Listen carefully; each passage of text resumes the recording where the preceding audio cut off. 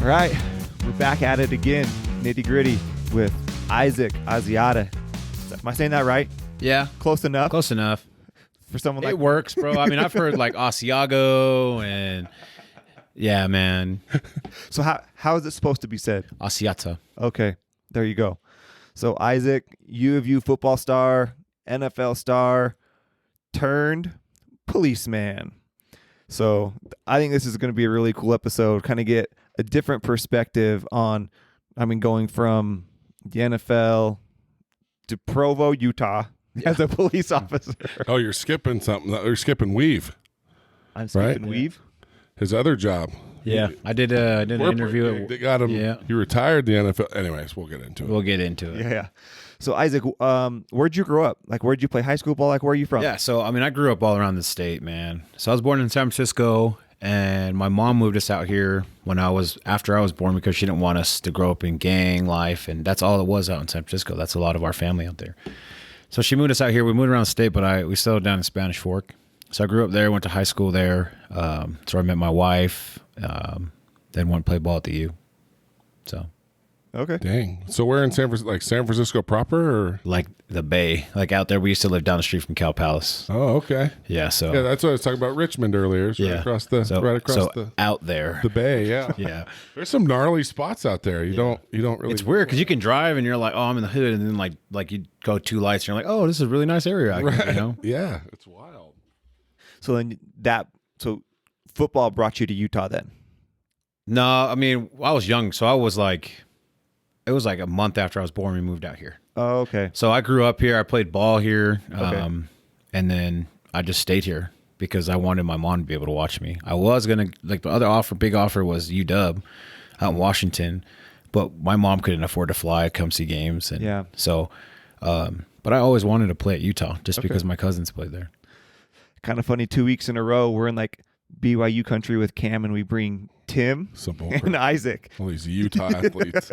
We're bringing all these Utes into Cougar country. Where did you play high school ball? Spanish Fork. Oh, okay. I didn't know. I'm a Don. Yeah, man. Wow. Till I die. Till I die. And then, when did you always want to be in the NFL? Was that always kind of a goal of yours, Yeah, like playing football? So football, I mean, I started playing football because remember the Titans came out when I was young. And dude, that movie I was like, man, it's so dramatic. Like anytime I played ball when I was a little kid, like I remember I got a fumble recovery. Remember that part where PD gets the ball and he like comes out? Like I remember I got a fumble because the guy, I think I was like 8. He so I get the ball and I get up all slow. And they're like, okay, the ref's like, give me the ball. Like, like so dramatic as a little kid, you know. But I always loved football. And then I started getting pretty good at it, and I mean, I knew young that if we wanted to go to college, we had to get scholarships. My mom couldn't pay it; she was a single parent, and so when I got to high school, that's kind of what I was like, hey, I could do this at the next level. I had great coaches that took care of me, that helped me in my recruitment, and then offers started to come in. My first offer was actually from BYU. Oh, really? Yeah, and then Utah offered me. Then I started getting all the Pac-12 schools started coming in, and then I committed and went to Utah. Okay. Were you always a bigger dude growing up? Yeah, I was. I mean, even in high school, and it's funny, I joke with all my coaches and former teammates from high school because I was so much bigger than everybody else that I did not need to work out. I didn't need to do anything. And it was such a punk attitude to have back then. And luckily I had coaches that kept me grounded and humbled and made me continue to work. But man, I just had it really easy just because I was so much bigger than everybody else. Until you get into college. Yeah, then I got to college, and that was like a big reality check, and that was bad. So was that when you started to have to put in like extra time and work? Yeah, so my freshman year was super humbling. The guys on the team, they knew because I was a bigger name recruit, and as soon as I came in, man, like I remember I did an interview where I said that they needed like a guard like me on the offensive line, and it just rubbed everybody the wrong way. It was so bad, like. Thinking back at it just makes me want to punch myself in the face. You know what I mean? And you're just a punk. Like you think you're so good. And I was an all-state player, all region, all everything, blah, blah, blah. And I really thought I was something. And then I got there and the game had evolved. Everything was so much faster, man. I'd get out of my stance and the play's over. Like, I'm like, what am I doing? You know what I mean? But luckily I had great teammates who helped me humble myself, but then work. Like I developed a good work ethic at the University of Utah through our staff and my coaches. And that's just kind of the mentality that if you don't have that, you might as well leave. For sure. It's always interesting to hear that jump from high school to college is just kind of that deer in the headlights look that they all have that first like spring practice. Just like, I'm not very good anymore. Trevor Riley, my first practice, I pulled around the edge. And I don't even know who I'm having. All I know I'm supposed to pull. So I pull around, I'm looking for somebody, and then I just see, boom. Like I see somebody out of the corner of my eye, I got hit, and the next thing I know, like the next thing I remember was I was in the training room. I had a concussion, and I was really, and it was just I wanted to quit my freshman year because I was like, this sucks. I'll bet that's pretty common. Oh yeah, I'll bet there's a lot of dudes like just like you said, even the big recruits. I'll bet mainly the big recruits. I'll bet because they come in with the biggest head, right? Yep. And then the older guys know that they do, and so they probably, they turn it up a little bit on them just to knock them down a few notches. But then I know it's the same with the NFL. Oh yeah, that's like, an even bigger. You go from being a star college athlete and to stand out into D1 anything is a big deal. But then you go to a league where everybody stood out, and it's a whole different animal. And I remember the first time getting close to practice in New Orleans. And seeing it was crazy because I'm at BYU practice all the time, and I mean it looks super fast, obviously. But the first time I saw an NFL practice like close, it's not even in the same.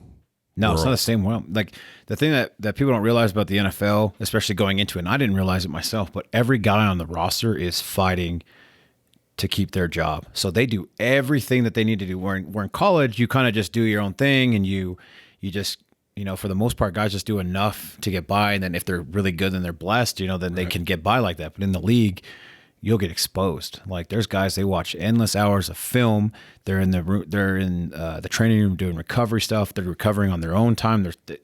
There's so much stuff that they do just to catch a tiny advantage on somebody else, and then it shows in the way that they play. That's how the good ones are great. So and it's week to week. Like people don't realize for every Drew Brees, there's 50 guys that are just hoping that next week they're still there. Yep. Like there's no guaranteed money. There, like it is. Well, and it's your livelihood. Like in college, like you're on scholarship. It's hard to get kicked off a scholarship. Yep. Like once you're playing.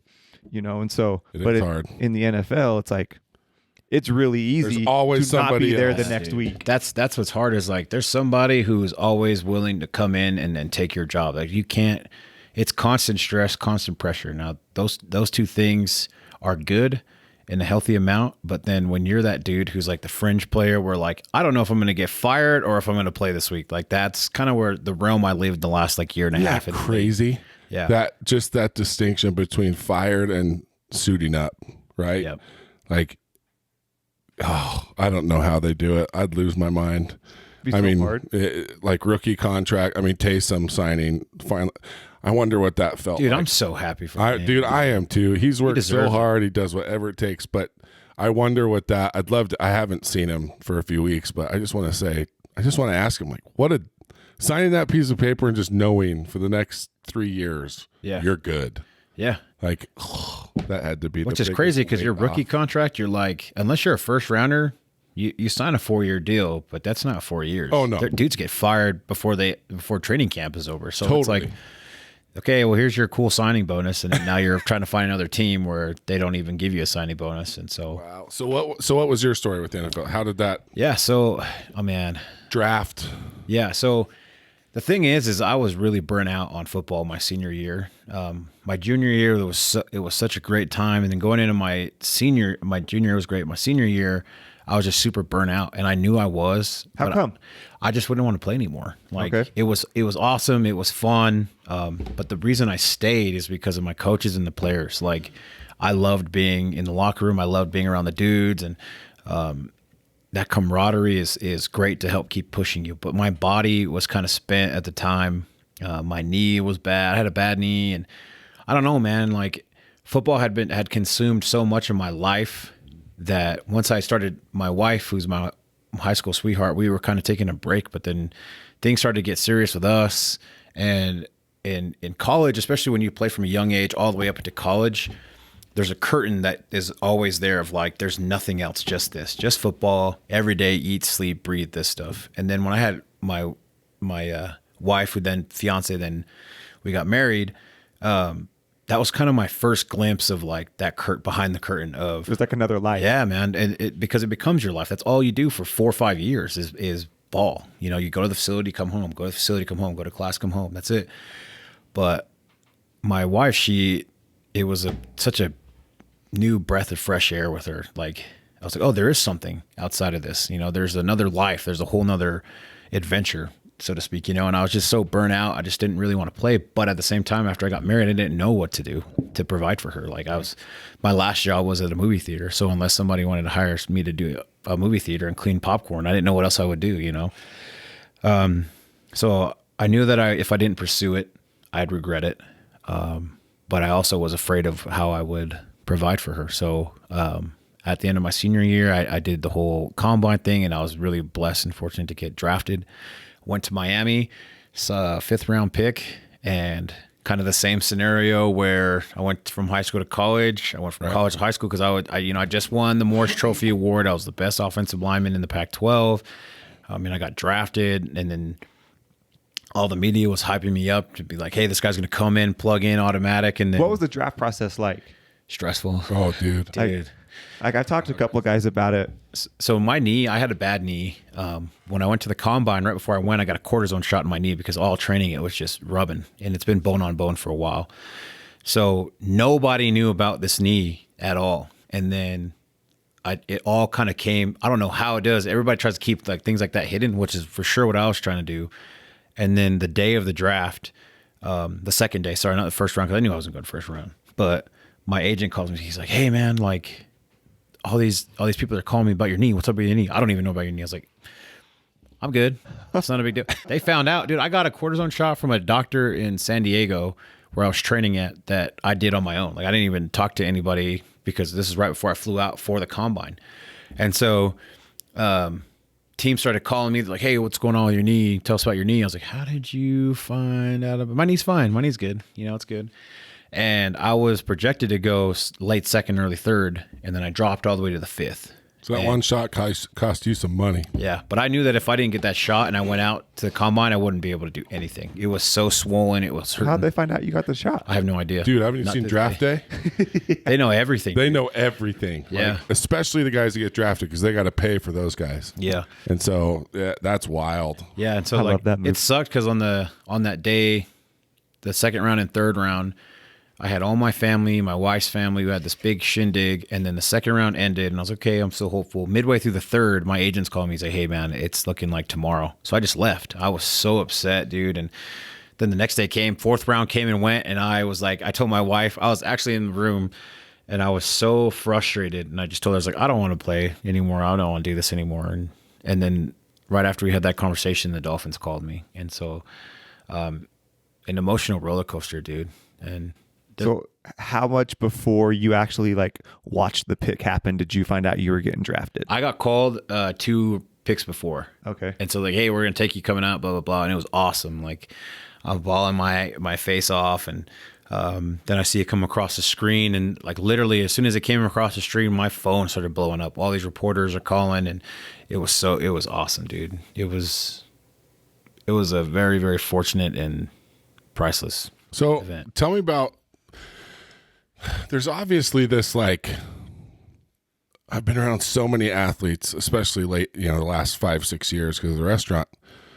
And so many of them just can't see outside that like tunnel it's just football, football, football, football. Yeah.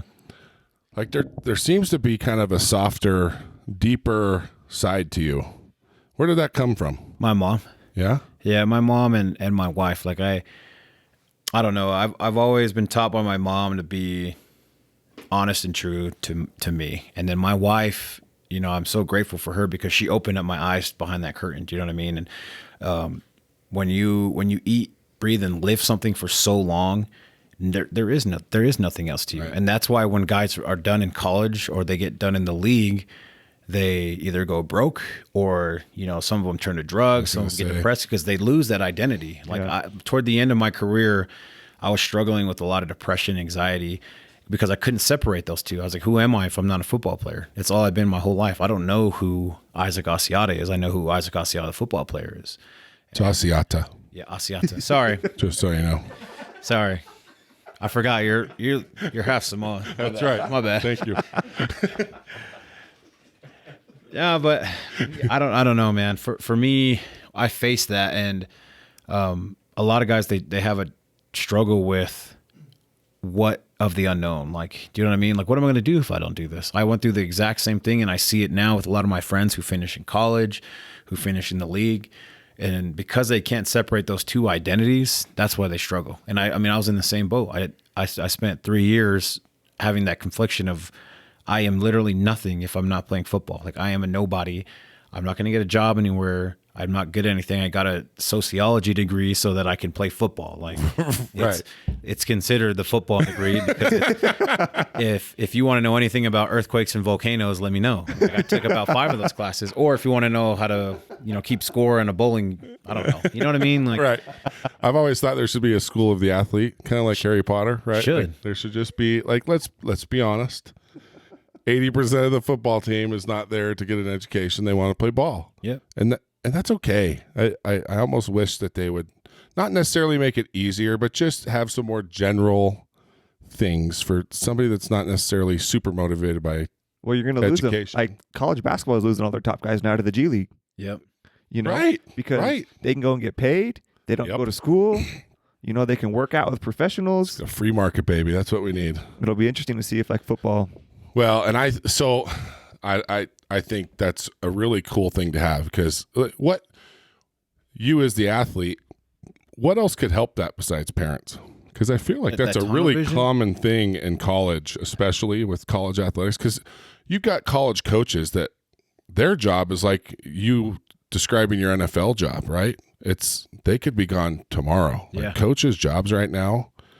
And Well, a so lot of they're times not thinking of the young man outside of football. They're thinking like, I've got to maximize his potential because I feed my kids if they do well as a team and as players. And so The coach almost teaches the tunnel vision, right? yes. Yeah. And that's what I'm I got to experience both. My freshman year, my offensive line coach, I absolutely hated him because his thing was like, he had an assistant who I really liked. He was a good dude, but he had his starters and he could care less about you unless you were a starter. so true. And so like he used to just play so many mind games. And my thing is I hated the mental game of football. I'm like, why would you make me be preoccupied and strip me of my confidence before I even have any established?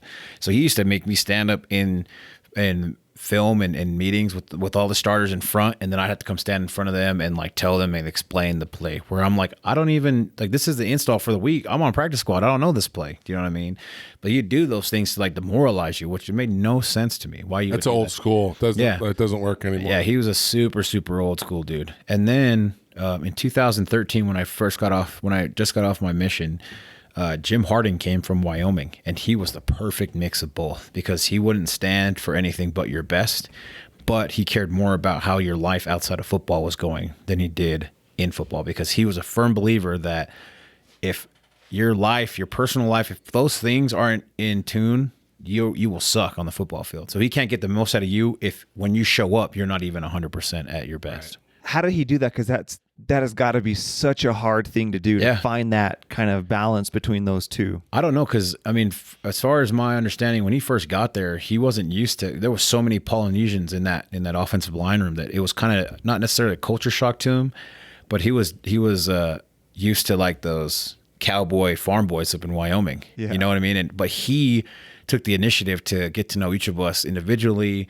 You know, to be cultured. You know, he wanted to learn about us. It's a big difference. It's right? a big difference. But he wanted us to understand that he was there for us, not to be over us. Do you know what I mean? So he did a good job of balancing the authoritative figure with the father figure who cares about, you know, if you had a crappy date or like you just broke up with your girlfriend, you're having trouble with your wife at home. You know, those are things he'd always ask you about, because it was never football. unless we were in the meeting room or at practice. It was always like, hey, how's your mom doing? Hey, how are you doing? How's school? And he actually cared. Oh, right? yeah. Like he cared about what you were going to say. And that was why I think that a lot of the guys flocked to him. And he did so well early on, and he's still there today, is because everybody knew he was genuine. You can read straight through that when you're like, this guy doesn't care. He doesn't even know what my wife's name is. Do you know what I mean? But he made it a point to build that personal relationship where he cares. It's always your family, then school, and then football. Because if those first two things are messed up in any way, you're not going to perform. And so whatever formula he was able to create and use, it worked, because He was ahead of the game. Oh yeah, man. And he did a great job. And then it was cool because Coach Witt, when I went in back in 2011, there was a lot of old head coaches. Do you know what I mean? That were just not like Norm Chow, who's a great guy. But I remember telling him, hey, I want to go on my mission, and as a freshman, and he was just like, well, I don't think you should go on a mission. Like he was just he's kind of playing that like, I don't know. So there were so many of these old school guys on staff, and then he brought in Jim Harding, and then he brought in Sharif Shaw. He brought in Coach Holiday from down here. Like all these so guys. sad about that. Dude, he's a stud. He's my guy. I love Guy. But all the coaches on that staff, they all have developed and kind of that's kind of the base now, foundation for Utah football is, and not saying that I didn't see with other coaches, but Jim Harding was a huge piece that, because that line that he first had in 2013, 4 of us got drafted our senior year of the 5, and the 5th one ended up going the next year. So, it works because he was able to get more out of us because there was more of us there at the time that he was trying to coach us. That makes sense. Totally makes sense. And I think with O-line, it's my favorite position. Not just because I'm a big dude, but there's like a family element with the O-line. Yeah. That you don't see with any other position group. Like, so 2J is my homeboy. Like, I love that guy. And he's that way. Like what you're talking about with Jim. Just, he'd be in here with players all the time, just one-on-one, catching up with them. Sometimes you'd hear him kind of like, pulling the dad figure, like, pull your head out of your ass. Like, but he didn't do it in front of the team. He took him to lunch. And he, it was love. And so it's that O-line room. It's so important. I think part of that position group is so important. Like, you've got to feel like a big family, because the O-line is, there's no individual anything with the O-line. Yeah. There could be better players than others, but if you don't work together. I'm a firm believer that the heart of your team is the O-line, and the success of the entirety of the team is based on the O-line. Like, even the defense, like, there's so many individual positions where if your O-line is kind of the glue that holds all those individuals together, that makes the whole team. And if your O-line isn't clicking that way, then then guys start clicking off, and then, you know what I mean? Like, you have to have that tight group of guys who everybody's like, oh man, like how these 5 guys get together, we can all get together, and then that's when you get a team. And I feel like without the offensive line, it doesn't happen. Oh, dude, my fantasy football success is all because I know that. I draft guys from teams with O-lines. There you go. It works. But it's true, because you have one, to use the cliche, you're only as strong as your weakest link, right? All it takes is one weak link with the O-line, and the whole O-line's exposed, right? Yep. It doesn't matter how good you are. And so, I don't know. I think it's such a special position group, and to hear the coaching stories. And, especially with Polynesian players, you said there's a lot of Polynesian players. Yeah. Like, once they're loyal, like, once they connect with you, like, you won't get a stronger, tighter bond and family than that. Yep.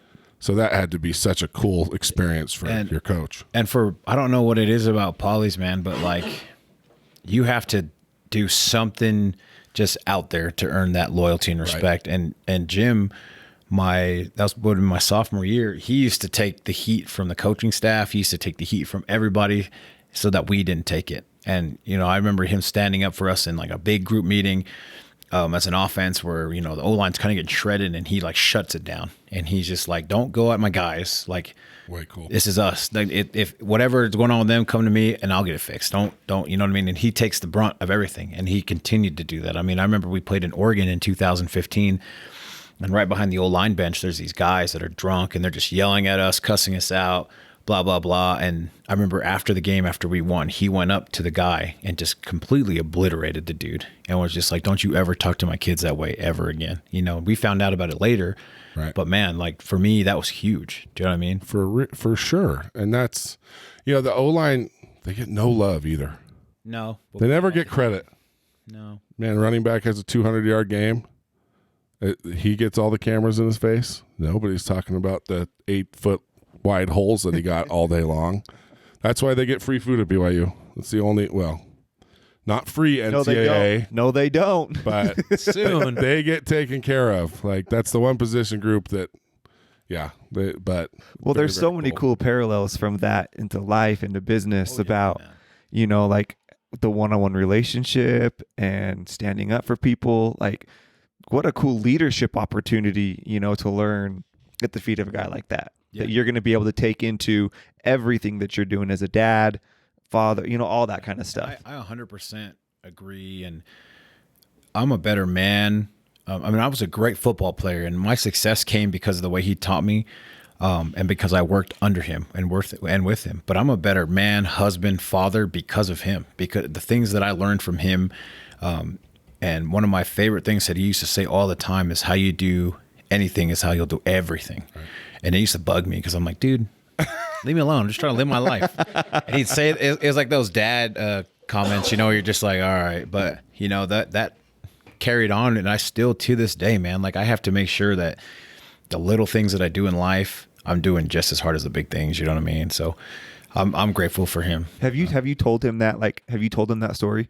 The one about all the time. I mean, I give him crap about everything. We always talk.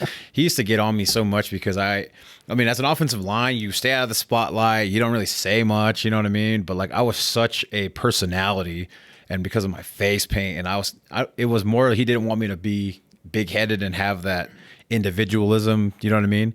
But at the same time, like that was just I felt like I was like the Bash brother on like me and another dude like that. Me and the tackle would play next to me. But who was that? JJ Dillman. That's right. Yeah. Okay. So like me and him were like the Bash brothers. Do you know what I mean?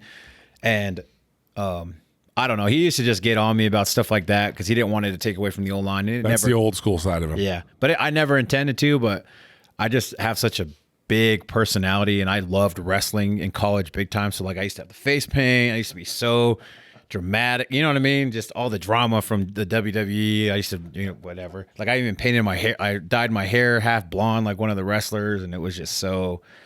And my social media presence, everything, and then he just always just give me crap about it, and I just shoot him back for it, But that stuff's important. You remember when we had the Kafusi boys on, a while back, and I remember asking Bronson.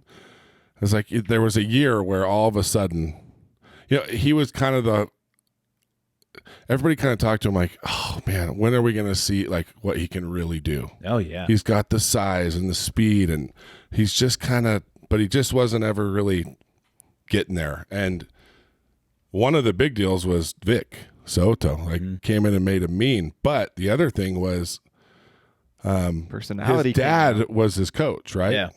And he's very old school. And he said something along the lines of, I finally started, or somebody had given him the advice, like when you make a play, like you yell, you scream, you pound your chest, like don't feel bad about like the spotlight shining on you. Yeah. And he goes, that was kind of the turning point, was I was just able to kind of be myself, react the way that I wanted to.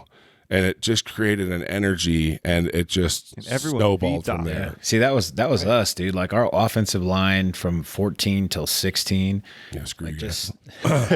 Just such that we had such so good. Not egos, but like, dude, we knew confidence. Oh yeah. So, and even everybody in our conference knew that when they played us, they were gonna be. You're gonna get smacked. Oh yeah, dude. Like they knew that we like if they had to bring their A game, they had to watch film, and it was because when we would light somebody up, oh man, you might as well put that dude through a table. Like that's who wants to line up next to that or in front of that. I just pulled up that face one of the paint- face paint. Do you ever watch Vikings? You know, Oh, I you know love it. Floki's eye paint. So I tried to do that one time and I messed up and I was like, I might as well just cover all my eye. And I was like, oh, this looks So great. that's the story. Yeah, well, it started because I originally did the first time I ever did face paint. You remember Hawk and Animal?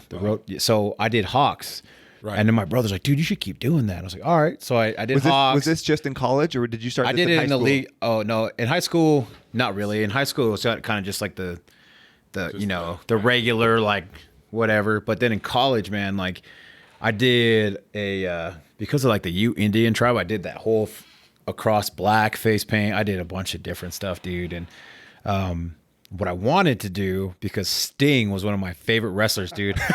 I even Do you want to do like the white, not the white, but just No? the black. Right, It kind of looks like the Crow. Yeah. I tried to do it, and I remember I came out, and then I went back into the locker room. It looked like my whole face was like smeared. I was like, all right, this is way too much. And I used to get so much crap from Coach Harding about the face paint. Like he was just like at the start when I first started doing, he's like, oh, here he goes again with the face paint, and then it was like, oh yeah, here he goes with the face paint. Yeah. Oh, why wouldn't you want As soon that? as Well, it became like your uniform. yeah, my Like once the face paint came on, I was like, all right, Yeah, lights are it's on. game Here day. we go. My game day ritual is always the same. Where I'd come in the locker room, get everything set up the way I needed to, all my bands, my socks, my pen, everything, and I would be talking to dudes, whatever, shooting, whatever, all that stuff, and then as soon as I put my headphones on and I'd get dressed. As soon as the face paint came on, I wouldn't talk to anybody. Like it was just like a weird like persona. Like I put a mask on and it was done. Like I was locked in, ready to go, and it was a big intimidation factor. I remember I used to get like guys on the defense who we'd go against, like anytime they'd see me and then they'd see, oh damn, like they'd be, Oh, that plays a huge role. Oh, yeah. That's intimidating as hell. Especially Plus if you're you- good to boot. Like, yeah. That's the thing. You can back it up because guys Yes. that do that and they can't back it up, you're Oh, like, that's super annoying. get out of here. Yeah, dude. Thank goodness I could back it up because then I just look like a clown. But man, it was that. But then the confidence just builds, man. You know what I mean? And you kind of have to be kind of like how Bronson was. You just got to treat yourself. My thing is like I love the spotlight. I mean, I was a defensive lineman playing offensive line. Not really, because I sucked The at worst spotlight spot ever, too. But it was You had to work hard. kind of like a humble brag kind of deal, but at the same time, like I was able to establish, like everybody at Utah fans, they know who 5'4" is. That's me. Like they know who that's. I mean, I have an LLC that's named that now. You know what I mean? Right. But those are just things that I don't know. Just like Bronson, man, just being true to yourself, and then that's when I really started having confidence in myself to do and play the way that I did. Well, to your point, like you can never reach your full potential if you aren't at No. your max. You know what I mean? Yeah. Like a stupid example, but I always use is like that's why the airlines, they say put your mask on first because then you can go help somebody else. Like if you Yep. don't have your mask on, you're not That's a going to good be able to help analogy. anybody Yeah, I else. like that. Somebody told me that analogy too when I retired, so that's a great analogy. So, I think so, too. so you're going through. You obviously had a fantastic college career. You get drafted. Four-year starter. Yeah. You know, like what was that like when you first got to Miami? Oh, dude, it was bad. It was. I loved. It was so exciting, but I was still burnt out. Like, Yeah. And from the jump, it was bad because from the jump, I was so excited in the league. I was like, yeah, it's kind of refreshing, new everything. But then like the old, burnt out football player came back. Like it was great. It was nice to finally have money and to take care of my wife. Like my wife's like, baby, you don't have to work. You know what I mean? But then when it came to practice and film, dude, it all came back and it was just like, I don't want to do this. But then I was like, oh, you don't have a choice, because if you don't, then who's going to pay for who's going to take care of your wife? Who's going to pay, the bills? And I just got completely manhandled my rookie year. I mean, I was going against Dominican Sue all camp, but the guys, this is why I love football, because no matter what, you always have the guys, and the guys in our locker room, they humbled me a lot, but at the same time, they built me up. Like Mike Pouncey my locker was right next to him for almost 2 years, and he was such a great mentor to me, and he helped me. What a cool guy to be right next Oh to. yeah, dude. He was awesome because he knew my potential and what I could do. And then I just had different coaches who were trying to make me play a way that I knew I couldn't play. And so he always told me to just play how I feel comfortable. I don't care about the coaches, but at the same time, you're a rookie and like I don't want to get fired, so I'm gonna do what that dude tells me. and I mean, same with Dominican Sue. He used to beat me so bad on one-on-ones and in practice, but one of the things that kind of jump-started my confidence was when he told me, he's like, dude, nobody can lock me up like you can. Like when my thing was, they were trying to coach me to stay away and not get in close quarters, but like I wasn't fast enough to do that. Do you know what I mean? So my thing was, as soon as I get off the line, I'd jump somebody, grab them, lock them down. Like then I can shuffle and move around with them. They're not getting away balls out. And Dominican Sue used to tell me to do that all the time. I mean, in Madden, after my rookie year, Dominican Sue strength's 99. The next high strength was mine at 98. And then everybody else after that was freaking Really? sweet. And then, Wow. but then the rest of my stats were crappy in the 50s. And then my overall was like a 67 or something. So how Did you say how did Sue Madden know told you that Yeah. you locked him down more than anybody? Yeah, and it was. I mean, he gave me his fair share of just absolutely obliterating me. But he told me, he's like, dude, you're a strong cat. You can lock me down. Just do that. Why would you not just do what you're good at? Do you know what I mean? That's one of the best to ever do it. Yeah. Like, How is he as a that's big teammate? time. Because he kind of has So- a reputation so- as He's probably the nicest He- guy in the world. Oh no, he's not. Oh, he's not? He, Okay, I was gonna say so he's many a big. of those guys. He's a big introvert, dude. Like he keeps to himself, and then he has like, if you're not in with him, like he looks at you and he's like, yeah, he's a cool dude. You might as well not even exist. He doesn't pay any mind to you, or he'll just absolutely just insult your face off, you know. But if you can you have some kind of rapport with him, he doesn't really pay mind to you. He'll say what's up to you and make some snarky comment, whatever. But then at the same time, he'll Fight with him, stay out of his way. yeah. And I wouldn't say I was tight with him, but I at least earned his respect enough for him to talk to me and say what's up. You know what I mean? Like, That's got to be a confidence booster alone. yeah. And my rookie year was absolute garbage. I mean, I was active all season and then never played it down. I mean, And I can't imagine that. I talked about that with the Kafusis, but you take someone like you who star power, played everything, college, high school. I mean, right? Star for an O lineman to be as known. As Well, yeah. he That's what I'm was, saying. Like, I mean, it is. And then you go to not playing. oh man, it was Like that. not a very good team either. no. And, Like, and, that's and the gotta be thing, so the thing that hard. was frustrating is like in the league, usually the rookies, especially if your team is like, all right, we're not going to the playoffs. Right. Usually once the playoffs are gone, then they start trying to figure out who they have on the roster of the young guys. So then they'll start playing them. Everybody who played but me. Like they never put me in. They didn't put me in any garbage time. All the other guys who were drafted and even some free agents, they were playing. I never got to play. They didn't put me in at all. And my thing that always stuck with me, that kind of killed my confidence, was, well, at least just put me in here so I can know, instead of me in my mind thinking I can play and then, oh, they're not playing me, so maybe I can't play. Do you know what I mean? At least throw me out there. If I suck, then I suck. Get rid of me. You got undrafted free agents out there? Is that what you Yeah. Wow. And it was Did they just, ever tell you That'd be such what a happened? mental game. no, they never. And to this day, I never knew why I never did. Because even so, my second year, I had a great offensive line coach who kind of turned New coach. brand new offensive line coach who I sat down in the off season and we talked about things, and he kind of challenged me like, hey man, there's a lot of people who don't think you can do this. He's like, I don't know who you are, but I think you can do this. Based on your film, what I know of you, you can do this. And so it kind of pissed me off that he already knew that there was people in our front office, in our organization, who were like, nah, he's not going to be good, and I worked so hard, man. And I impressed, and my thing was more important. I didn't play that year at all.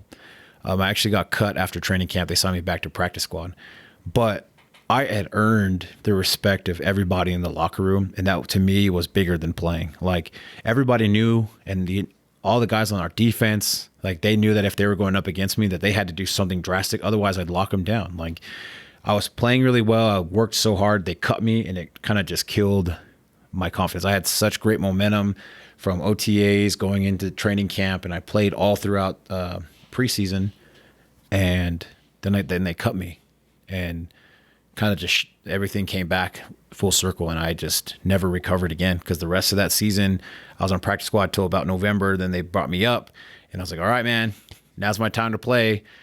We're not going to the playoffs. Now it's my time to see. And then I didn't play again. I didn't play again. And it was so traumatic. And so dramatic, and I was already going through a lot of things in my marriage, and I just wasn't who I was before I went to the NFL. I was so depressed. I had so much anxiety, and I was just so much pent up frustration and anger that I like took it out on my wife, where I just wouldn't talk to her, or I'd stay at work just because I didn't want to go home. You know what I mean? And just a whole different person. It was bad. Oh, that's got to be so tough.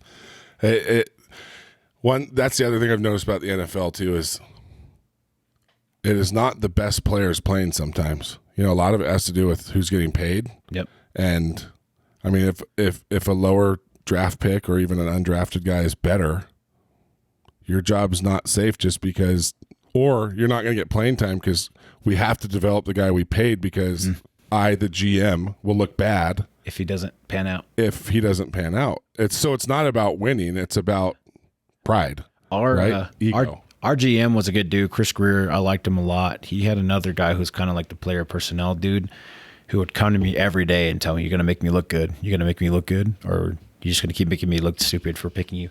And did you guys watch The Last Dance? Yeah. He reminded me of Jerry Krause? Yeah, dude. Like when he would come talk to me, it was just like, dude, that's the same guy, you know? Wow. But I don't know, man. When you were going through that, were you able to, like, did you recognize kind of like the mental side of that? Or were you just like such in a fog you weren't, I was no idea what's going on? And the thing that was even worse about that is because I was depressed, I was eating so much. Like I when I retired, or when I got fired by the Dolphins last year, I was about 360. And when I got drafted, I was 320.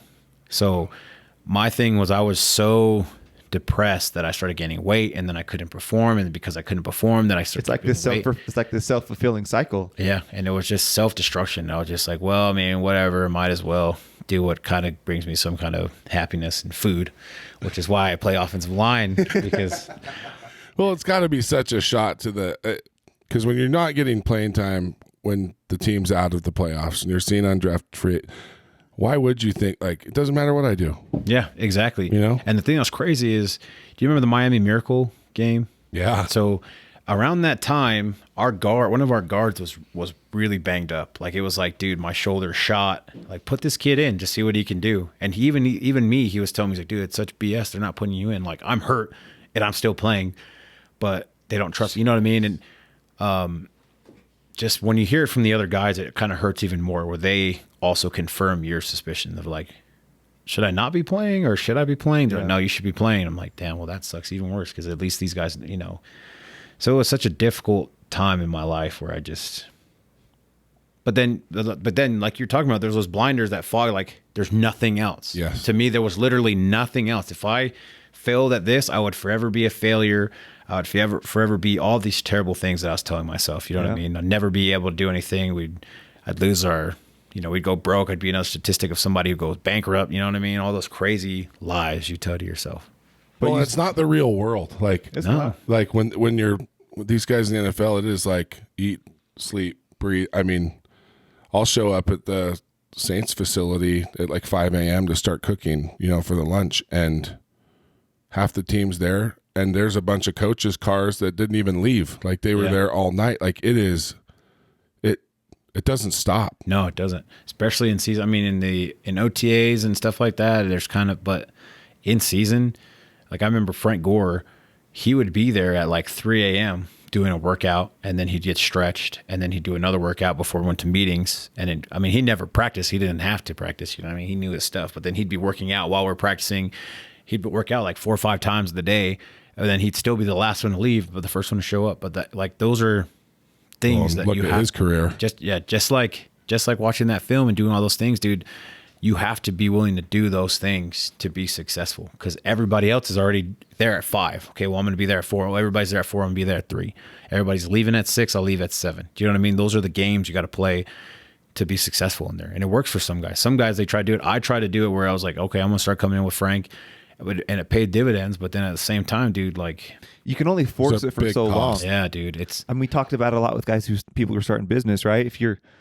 It's not the same thing, but it's like you were only doing that to make money. It is. I think it's a perfect not example. Necessarily because you loved it as much. Yep. You were doing it out of almost fear. If I don't do this, I'm not going to make the money. Which is what I did. not because I love it. which will burn you out. If it's not a passion. Yeah. Dude, I used to come in early and do all those things because a coach told me, he's like, how come you're always the first one in or the last one in the morning? They used to record all the guys coming in the morning, and if you were the last one, they'd come talk to you. Or if you were constantly showing up not early with everybody else, it'd be like, oh man, I guess you don't care about this. You must not want the job. You know what I mean? Then you start doing it because you're like, oh, okay, whatever. I feel like you have to. Not because I wanted to.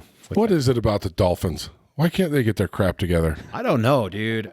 I don't know who Ever decided. since Dan Marino left. No, well, I think it's got to be an ownership thing. It's just got to be maybe it's money. Well, now who owns them? But I don't know, dude. they just Got all have sorts of been. baby. I will tell you this though. The coach that they have right now, it'll be different with him because his thing is like you either keep up or you're gone. Before it was like, because usually head coaches, they have their guys that they're like, yeah, just do whatever you want. Right. But he's like, I don't have guys. I have the best who want to be here. And if you don't and you can't keep up, we'll find somebody else to replace you. Yeah, at that level, you can't be like you have to be like that. Yep. You know, it's just the best people have to be out here, the people that want it.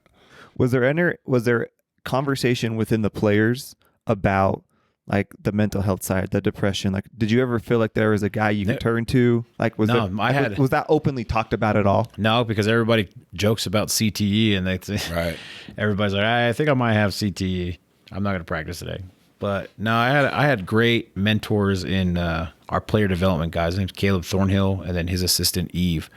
Both those dudes, they were always there for me, and they knew when I was having an off day, and they knew that when I was going through it, and they'd always come talk to me. Like, hey, come see me after, or hey, come talk to me for like 5 minutes, figure this out. And they were great because they'd let me talk about it. But even in that time, I didn't really understand how bad it really was until after I got let go from Miami, because that's when I like looked back and was like, oh man, it got pretty It's hard dicey. to hide that stuff. Yeah. Like if you're just not into it, you know, and you're a hard on your sleeve guy, like your personality. Yeah. I'm sure people could see it. Right? Yeah. And guys knew, because my thing is like I try to be super happy, upbeat, and kind of like not necessarily fake it till you make it, but like when you get sick of playing and your body hurts and you're like, I don't want to practice today, you kind of had to fake it till till practice is over. And a lot of guys, they could tell when I was just going through it. Like I had a lot of good teammates who would pull me aside and be like, dude, what's going on? Like I remember Kenny Stills was one of those dudes who would pull me aside and be like, hey dude, are you good? Is your wife good? Like, what's going on? Do you know what I mean? That's really cool. I was very fortunate to have really good teammates, that guys that like, even though they had a lot of stuff going on, they could also notice that, hey, this dude's not doing really well. I remember when I got cut, man, the amount of guys who had reached out and told me that it was BS that I got cut after training camp, man, it meant a lot to me at the time, you know? So what was it like making the decision to actually retire? Like how did you get to a point where you were like, so yeah, this isn't it? So go ahead. Oh, I was going to say, you got picked up by the Bills, right? Yeah. So I hurt my back last year during OTAs. I just had a back spasm, and I saw a back specialist who was like, oh, it's just a back spasm. Rest for a couple weeks and then should be good to go. And I remember leaving that doctor's office I remember going in like, oh, this is my career, whatever. And I remember leaving hopeful. And then hearing also from the front office, yeah, man, we'll just rest you for a couple weeks and bring you back when we start practicing. And then I remember I went home, came back that morning, I was getting breakfast, and then the Grim Reaper came. And I don't even know the dude's name. Everybody just knows him by the Reaper because the only time he's downstairs is when he's pulling guys upstairs to get cut. And I remember seeing him lurking, and I saw him in passing, and I was like, oh, damn. I got my oatmeal, dude. I turn around. And he's like, "Hey, come upstairs. Bring your iPad. Coach wants to see you." Oh. And I was like, "Dang it!" And so when they cut me, leading up to it and the years leading up to it, like I was so afraid of not being a football player anymore, of like what people would think, because I had such a great reputation for being this great football player, so many expectations, all these different things, that I was so afraid that if I got fired, I would get absolutely crucified and people wouldn't look at me the same, because like I said, I couldn't separate the two. Like Isaac Asiata is a football player. You know, he's not a person. He's just a football player. And if he's not a good football player, then he's a crappy person, you know? And when they cut me, I went home and I was so stressed out and so depressed about it that didn't want to hear from anybody, turned my phone off and just cried with my wife. I said, people are going to look at me different now. Like I'm a failure, this, that, and the other. And I was waiting for it to come and it never came. Do you know what I mean? Like I waited a few days, that this unholy, whatever of what I thought people were and how they're going to look at me and treat me, it never came. All these monsters that I made up about what would happen if I got fired or wasn't playing football anymore never happened, never came to fruition. And it was actually the complete opposite. People were messaging me, hey bro, you'll bounce back from this. Don't worry about it, blah, blah, blah. It was great. And in that moment I was done. I was like, oh sweet. Well, I'll retire here. It's great. Whatever. And my wife's like, if you retire and you don't give it another shot, you'll regret it for the rest of your life. And then my thing was like, okay, I'm going to give it another shot, but I'm 360 pounds. My goal right then was I'm going to take the next 2-3 months and focus on me. Because just like that analogy you gave, I can't take care of everybody else around me unless I take care of myself. And so I wanted to remove every factor that was contributing to me possibly not playing. So I wanted to lose weight. I wanted to get faster. I wanted to eat better. Everything that they said was the problem, I wanted to remove it. And so I got all the way down. How cool, just like extreme ownership, right? You just owned everything. Everything. It's on me. Yep. I got it. Yep. And then I actually started working with Jordan Pendleton when I came back. Dude, I was 360. And then by the time I went to my Bills workout, I was 298. Whoa. Yeah, dude, I lost a lot I remember of weight. watching those videos. And In how JP much posting. time? almost about 2.5 months. Wow. And Jordan was awesome because he helped me build that confidence back up in myself and how I moved, like everything. Jordan worked everything. He's pretty brilliant. Dude. He knew so good at his job. He knew everything that was lacking with me. He got me with a trainer who helped me get my back fixed, and I was feeling so great. And so I went to Buffalo and did a workout. Got hired by Buffalo, and football was fun for the first time in a very, very long time. Like that organization was perfect for me to go to kind of see. I don't know. I felt like that was the only team I could go to retire, because I got there. Everything was great. The coaches were awesome. My teammates were great. Football was fun. Like practice wasn't grueling. The weather was awesome. You know what I mean? But then I started getting that burnout feeling again of like, dude, I don't think you want to do this anymore. And I remember I woke up. Oh, well, first I thought I was homesick. So I flew my wife and my daughter out, and I was like, no, it's not this. I woke up that morning. I remember praying because I just knew as soon as I opened my eyes, I was like, I'm done. Like I don't have to do this anymore. It's okay to be done. And I remember praying about it, and man, that overwhelming feeling of that confirmation is, I don't know, because we're members and we understand that feeling of that confirmation and answer to a prayer, especially one immediately. I knew it. I knew I was done. I knew I could be done. I knew I could walk away then. Well, because you'd taken away all the other excuses. At that point, you knew that's what you wanted, not because you couldn't do it, but that's genuinely what was inside of you at that time. Yeah. And I was able to finally leave and be like, you know what? I gave it another shot. I was able to get signed to another team. You know, things were going really well. I was having fun at practice. I was doing really well at practice. And so I hung it up, and the coaching staff was great. They were just like, hey, you know what, man? They actually, so when you retire like that, they kind of release you from the team, and then you're just retired. But their coach and their front office was like, hey, man, that's not how we do things around here. What we're going to do is we're going to retire you to our retired roster. So I'm officially retired as a Buffalo Bill. And It was cool because they were just like, we'll do a whole press release about it, and you'll be added to our reserve guys and then our retired team. So like if you were to look at all players who retired as Buffalo Bills, I'm in there, rather than you were just a free agent, retired, and you're done. Way cool. So it was pretty classy move, I think. Really classy move. I'm grateful for them for that. Was Dre there when DeAndre Wesley, was he there? That's my guy, bro. I used to play. Me and him, dude, we used to make jokes because there were so many offensive linemen that we had 3.5 teams. Wow. And me and him would be on that half team sometimes because we were kind of newer, and we'd be like, all right, bro, let's go. I was like, let's go make the most out of this one rep. We go and just go, dude, we would do the play, and then me and him would just race down the field like, yeah, and then come to the sideline and be like, bro, I beat you. You know, I still talk to him. He's a really good dude, man. Where's he at right now? I think he's a free agent. Is he? Yeah, the last I, because I know he's out here right now in Utah. I was gonna say I gotta text him. I haven't seen him for a while. Dre's a good dude. Very cool. So, what was next? next was We retired, and then I retired, and then I was looking at trying to sustain the lifestyle, the money of the NFL. right. Because even though I wasn't playing anymore, I was like, oh, it's been really nice to just go to the store and just go like this all day long and not worry about, you know. He was using a credit card swiping motion for those of you cards. listening Sorry. in. Should I do this? And so, you know, automatically I was like, okay, I'm a good people person. I can talk to people. I could probably sell anything I want. You know what I mean? So I was like, let's get a sales job. And then I was looking at a sales job, and they offered me a position that would have paid really, really well. And I was super stoked until they told me that I'd be in the office all day long, making phone calls, don't really get to go out and talk to people. And I went home, took it to my wife. I was like, babe, look at this salary, look at the benefits. Like, this is perfect. And again, my wife is my saving grace. And she said, you just left a job that paid you a lot of money, really good money, and you hated it. I was like, I can guarantee in a year from now, you're going to hate doing that. So why don't you find a job that you'll love to do every single day for the rest of your life? And I was just like, well, I mean, I can't play football anymore. I don't know what else I'm going to do. But this job as a law enforcement officer came around like right then. I had made really good friends with one of my close friends now to this day, and he kind of introduced me to it. But it wasn't like, hey, come be a cop. It was like, hey, these are all my cop buddies.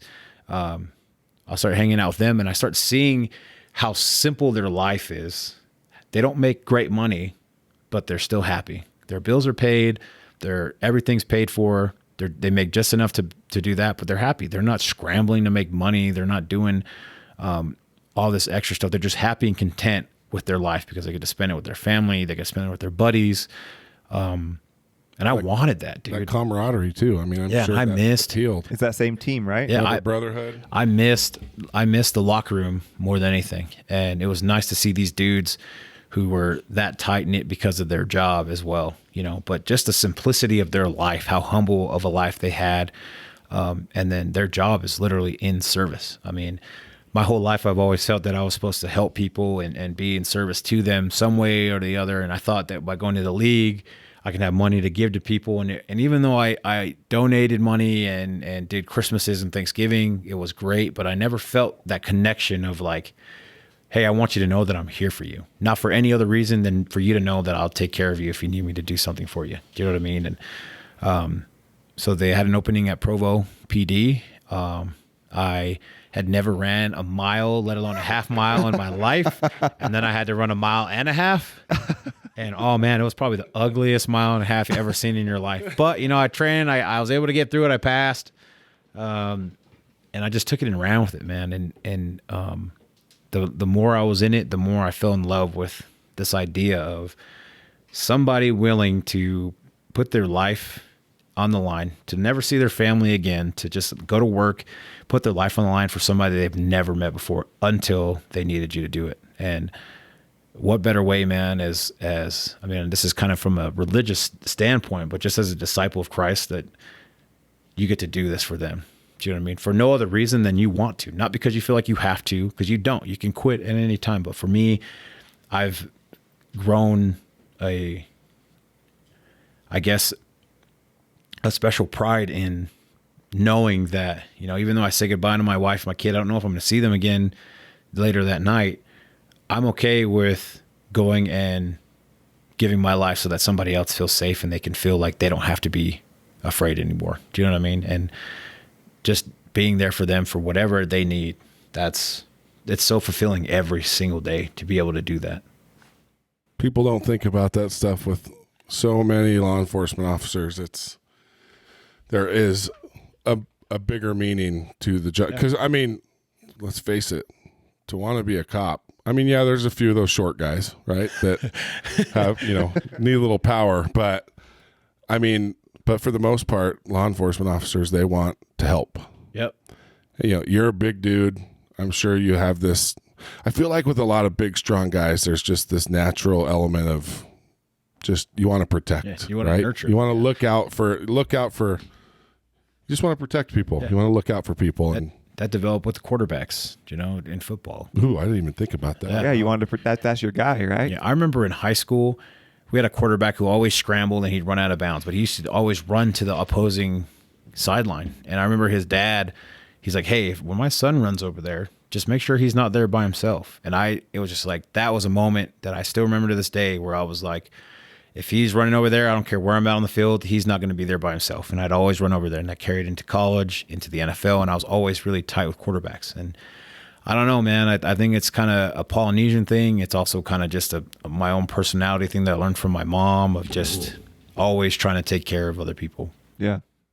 Well, and looking at our nation, what a crazy time. Yeah. To want to become a cop. Dude, I became a cop, and then COVID hit. And it was like, I remember everybody being like, dang, bro, it's a crazy time to be a cop. You guys probably don't do anything. I was like, yeah, man, this is wild. And then everything else happens. And then you're like, yeah, this is a crazy time to be a cop. But it's, to your point, Kim, I don't think, just like we were surprised last week talking to our niece Lena and like your host about having to think about, can I go on a walk in my neighborhood? Yeah. Or I can't go out without a white friend. You know what I mean? Like you just said it, like every time I kiss my family goodbye, there's a chance I don't come back. Yeah. And that's a decision you have to consciously and intentionally make every single day. Yeah. There's guys, I mean, just like me, every day you have to choose to do this job because you just see what's crazy is as soon as I started going on ride-alongs and then I got out on the street, there's so much that you're desensitized to that you go throughout your day. People don't realize how bad things are in Provo because they think of Provo and they're like, oh, it's a super safe neighborhood. And I'm like, yeah, because your cops are doing a really good job, but you don't see those things because those guys are taking care of it. So you don't see the ugly, you don't see the drugs, you don't see the assaults, the rapes, all these different things. You don't see those things because there's guys out there who their job is literally to make sure that you don't have to see those things. But just on the flip side where, they're saying that they can't, when they leave because of the color of their skin, they don't feel safe walking around their own neighborhoods. I've been there. And that's one of the things that I wanted to bring as a cop is that perspective of, I know what it's like to be a person of color. I know what it's like to be racially discriminated against. I know what it's like to be looked at as a criminal just because I'm brown. Do you know what I mean? I mean, I grew up in a predominantly white city growing up. There wasn't a lot of people of color in Spanish Fork when we moved there in 2008. Really? I don't think it's got it was like me and Richard Wilson, and that was about it. You know what I mean? And I mean, had you ever had a negative experience with the cop? yeah, I've had my fair share, but it was never the badge. It was just like, dude, that guy was a jerk. Like, never That's so important right there. Yeah, but the thing is, people can't differentiate. My thing, and I'm blessed because I get it from my mom. My mom has always said to judge people based on who they are, not where they come from.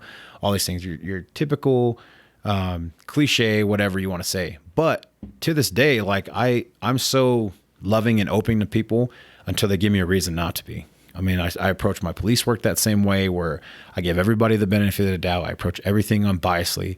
And I'm able to put myself in their shoes because I've been there before. I've been on the end of being in a traffic stop where I'm like, I hope this cop doesn't kill me or pulls me out and just beats my ass. Do you know what I mean? Like I've been there. And it's sad that there's people who have to go through that every single day. I feel like in Utah, it doesn't happen that much because there's not a big population of people of color. Do you know what I mean? But I have buddies who grew up out of the state, who grew up in like South Central LA, and that's their reality every day. And because I feel like because it's not happening to them, I'm a firm believer that until it happens to somebody, they don't care about it. But because it's not happening to them, because they don't see it every day in their city where they're from, then it's not real to them. It's not applicable. true. But then I know, and I've had teammates that like, dude, I couldn't accidentally be in the wrong neighborhood because then somebody's going to call the cops on me. Like I could be visiting a friend there. As soon as I'm walking down the street, somebody's going to call the cops on me. You know what I mean? And that's shameful and that's terrible that they have to go through that. And, as a police officer of color, it's still kind of weird because I'll catch people, they kind of double take. Like, well, I used to be, and I'm sure a lot of the time it's mostly just because I'm a bigger dude. They're like, damn, that's a big dude. But, when you think about a police officer in America, what do you automatically think? Some white dude. Right. Who, For sure. It's some white guy who's possibly racist. I don't know what it is, but that's kind of the assumption that it's just you're white and you don't know what people of color go through. Do you know what I mean? But I've had my experiences with those guys, but I've never held it against them. Held it against the uniform. It's always been like, no, I know that because I've dealt with plenty of cops that do the right thing, that treat me with respect, treat me as a human being.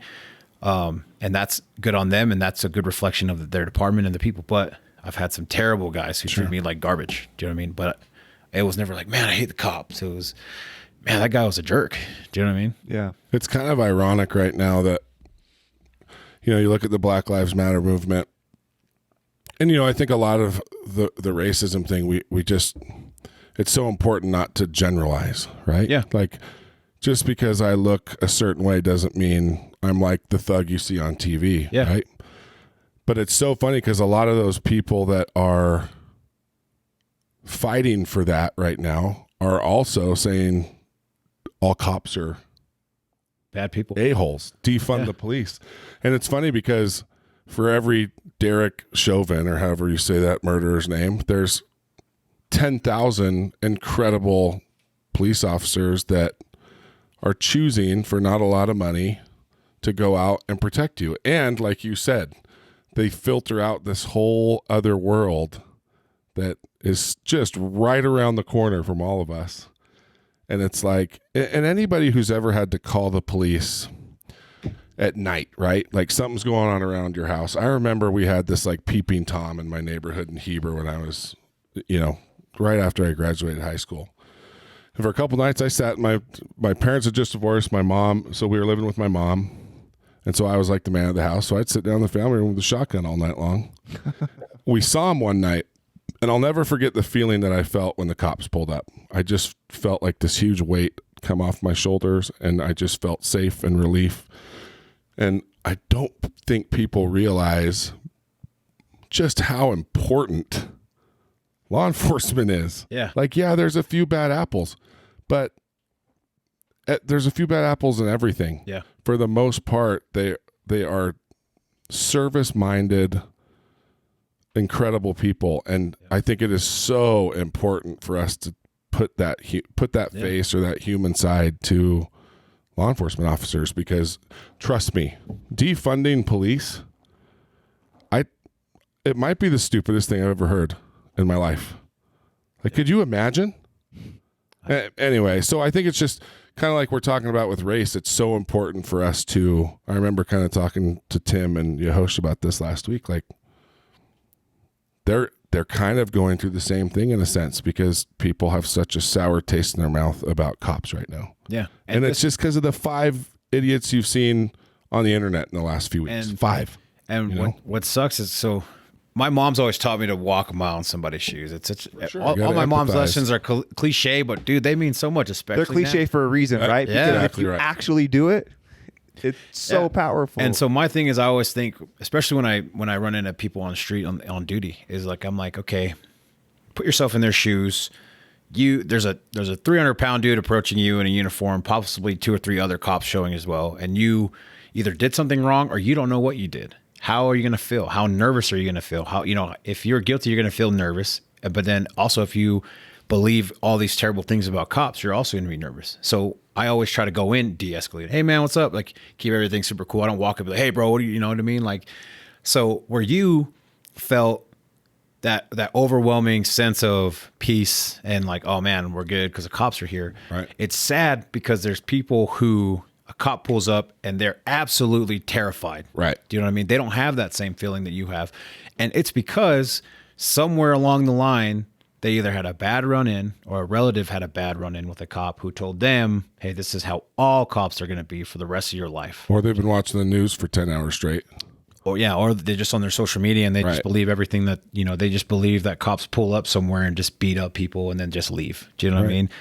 And so that's kind of what is rough, is everybody forms an opinion based on things they hear, read, and see versus what they, do in person. Like, oh, yeah, I heard this from my dad, or I heard this from a family member, or I saw this on the news, so this is going to be my opinion, versus like, hey, I had a personal experience with somebody, a personal experience with a cop. Okay, yeah, that's why I don't like cops. But, oh, maybe I had a good experience with a cop. Nah, I love cops. Could you imagine somebody saying that about black people right? Or Hispanics, right? Like, man, there's this one time I got in a fight with the black dude, and he was so mean and so scary, and so I don't like black people. Yeah. I think they do. I've had And They it's, do. It's crazy, but what if you said that online right now? or you'd be You'd crucified. be obliterated. Now, if you said that about cops, you'd probably have 80% of the people agree with you. Yep. You know what I mean? And that's the difference. Like, that's why I think it's kind of an ironic thing is like it to generalize and say that all cops are the way that this one bad experience that I had is, or what I see on TV. It's insane. Like, It's kind of a lazy way of thinking things. Do you know what I mean? Like, I've had people tell me all the time, like, yeah, bro, I got jumped by Polynesians, so I hate all Polynesians. Well, hey, dude, I'm sorry that you got jumped by those guys, but I'm not going to jump you. Like, I'm not going to beat you up. Like, I'm actually here trying to help you. Do you know what I mean? But to your point, like you're making sure that people are having positive experience, right? So like you are acting, you are doing something to combat those feelings and those judgments, you know, like well, it's public relations. It's like, and it's awesome that you think like that. It's not your job. Like, your job isn't to go out and, you know, the fact that you're thinking about, I want people to have a good experience. I want people to trust us. Like, that just says a lot about your character. Like, that is PR work, and it's not something that you have to do, but it's a smart thing to do. And it kind of all, so remember when players started kneeling in the NFL? Okay. So before I got to the NFL, pissed me off. Kind of went with the crowd, listened to what the media was saying, like, oh yeah, these guys hate police, they hate military, they hate this country, blah blah blah. They're disrespecting the flag. So when I get to the league, it bothers me so much that I'm like forming an opinion based on the media, the same media who's telling everybody that I suck as a football player. You know what I mean? Like, I'm like, man, these guys are trash. Like, whatever. So then I approach guys like Kenny Stills, Michael Thomas, all these different guys who are kneeling, because I want to have that conversation. I want to understand, hey, instead of somebody else telling me why you guys are doing this, why don't you tell me why you're doing it? And they did tell me that. Why? Because the same reasons that are happening even right now, racial injustice, discrimination, all these different things. They wanted to shed a light that, hey, there's something going on in America that people are kind of turning a blind eye to. And that's all it was. You know, I honestly believed it was because they hated cops, they hated the American flag. It was more of just, hey, if these things really mean what they're supposed to mean, how come it doesn't apply to everybody? Do you know what I mean? And so that kind of changed my way of thinking about things. which is such a cool thing, you know, like we talked about it last week about the importance of having conversations, you know, not forming opinions without talking to people about it. Yeah. And that kind of branched from like people making assumptions about how I was as a football player. You felt it, right? Yeah. I mean, not to the crazy extent of like people think, you know, in racism, but more of just like, oh, this guy sucks because he didn't do his job. I was like, well, talk to me and I'll explain exactly what happened to you on film, or, you know, they did this and this happened. Do you know what I mean? Mm-hmm. If you have a healthy discussion, something can happen, change can happen. So fast forward, when this cop thing came about, it was the perfect opportunity for me, because my problem with people is everybody is always wanting to do something until they have to do something. Does that make sense? Like, everybody wants change, everybody wants different, whatever, but they keep doing the same things over and over. Yeah, they just sit back and wait for it. Yeah, well, everyone can be a critic. And my thing was, I wanted to be a part of a solution of, hey, I know not all cops are bad people. And I also know as a person of color that we're not all criminals and thugs. So why don't I, who's both of those things, go and try to be the best cop that I can be? I'm not going to change the entire world's view on it, but if I can run into somebody who absolutely hates cops and I'm able to change that, have him walk away like, hey man, like, that guy's pretty cool. That guy's a good, like, oh, maybe not all cops are bad. And then he gets to teach his son, hey, you know, respect the police, blah, blah, blah. Then he teaches his son. And then it's kind of like missionary work where you baptize one person and then their entire family after that is changed. Yeah. I, you know, kind of draw similarities there, but I wanted to be a part of the solution and do something. So what I saw as an opportunity for me to be the best police officer I can be, the best human that I can be, and all doing that while as a person of color, where both of these sides are fighting each other. I'm in the middle ground, like, hey, it's possible to be both. It's possible to be a good person. It's possible. It's not either or. It's people refuse to see the middle ground here. Everybody, it's like you either come here or you come here. Nobody's gonna. There's no common denominator. There's nothing that they can. What's the word I'm looking for? You got to do it with your wife. Communicate. Therapy? No, oh, dang it. Compromise. There it is. Thank you. Wait, you do that with your wife? I have to There's try no that. there's no Just kidding. compromise. There is no compromise because everybody just wants to be right. Nobody wants to do the right thing. Everyone wants to draw a line in the sand. In politics, and I think that's the media, right? Yep. It's so important to humanize. If you have a problem with, it's funny. In the last week, my stance on kneeling kneeling during the anthem has done a complete 180. 100%. I've gotten in an argument with a couple people close to me about it, and I'm like, can you think of a more peaceful way to protest than that?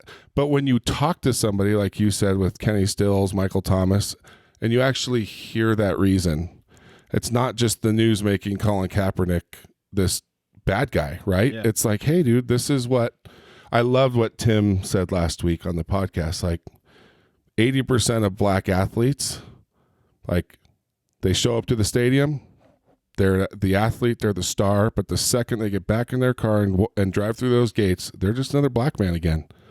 And so they've got to use the platform that's given. And what a peaceful, good way to do it. I mean, and let's be honest, the national anthem and a lot of that stuff, that was all made for marketing.